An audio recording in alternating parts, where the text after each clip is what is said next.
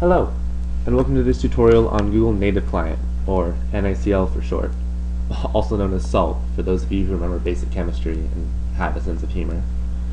In this video, I will give an overview of what Google Native Client is, how it works, why it is an important piece of technology, and then I'll go through the actually writing an NACL application.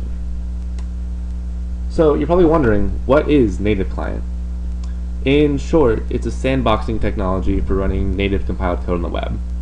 Now, for those of you who aren't quite as tech savvy, there's a few words here that might trip you up, so let me explain. First, sandboxing is just a mechanism for executing untrusted code in a safe way. You may be familiar with applets on the web, such as Java, Silverlight, or Flash applications.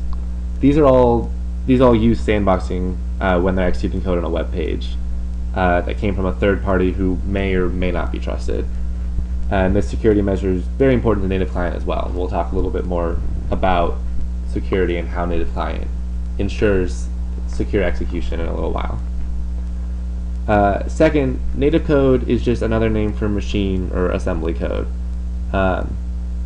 It's the architecture-specific intermediary between high-level human-readable code like C++, or Java, or VB for you Microsoft programmers.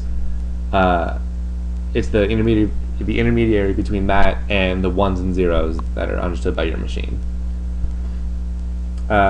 So why would you want to run native code on the web?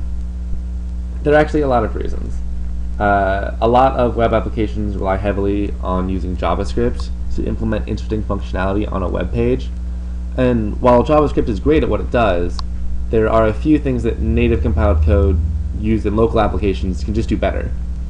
The main issue is performance and speed.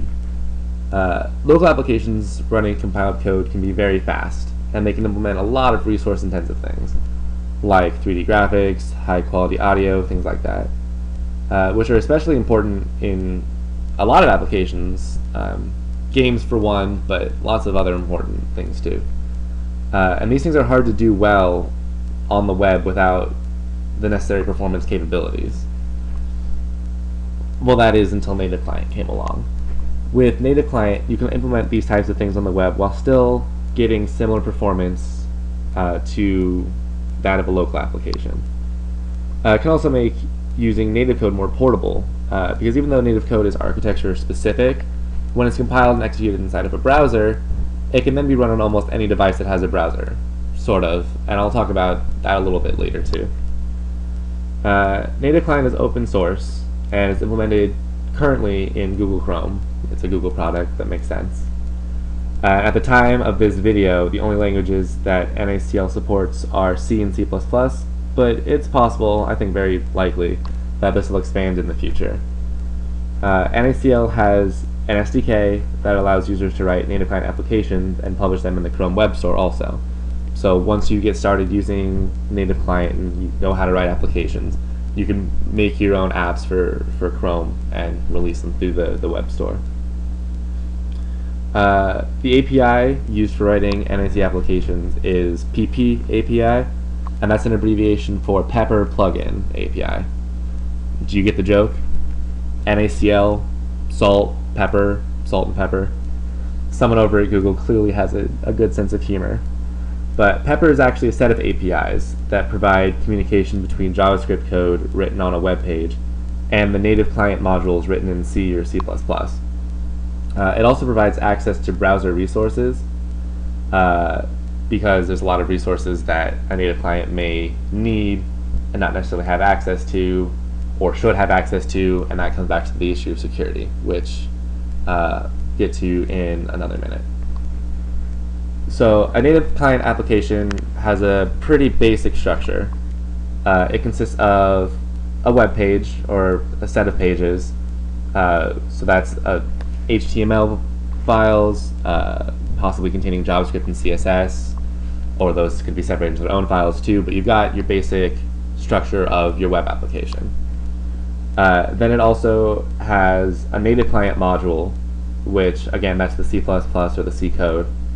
And then it uses the Pepper API as a bridge between the two, which allows for message passing between JavaScript and C++ code, and again, the requesting of resources that it needs. And like I said, there's only certain resources that are available to a native client module. But finally, there's a manifest file associated with every NACL project. And this is what provides the architecture specification. And we'll look more closely at the manifest when we get to the code examples later. So, I keep talking about security. It's a big deal. And one of the main differences between using JavaScript and native compiled code is that JavaScript is very secure, and a lot of work has gone into making it very secure. So one of NACL's goals is to achieve that same level of security without sacrificing the portability, the flexibility, and the performance associated with native code. And NACL does this in a twofold manner. The native C or C++ code is compiled, and it's built for several architectures, again, specified in the manifest. And then NACL performs a static validation on the native code to make sure it meets a certain level of initial minimal security requirements. And then the native code module starts executing, and NACL dynamically checks for unsafe activity. And there are lots of examples of unsafe activity. Attempts to access the file system directly, attempts to access devices directly, attempts to gain access to the operating system level resources, manipulating process control, like forking threads, things like that, or using self-modifying code, which makes the code really unpredictable and potentially able to get past some of these security checks I just mentioned. Alright, so that was a fairly long introduction, but I think it's really important to understand what native client is, why it was created, and then a little bit about how it works before diving straight into writing applications. But all that being said, let's start getting ourselves ready to actually write some code.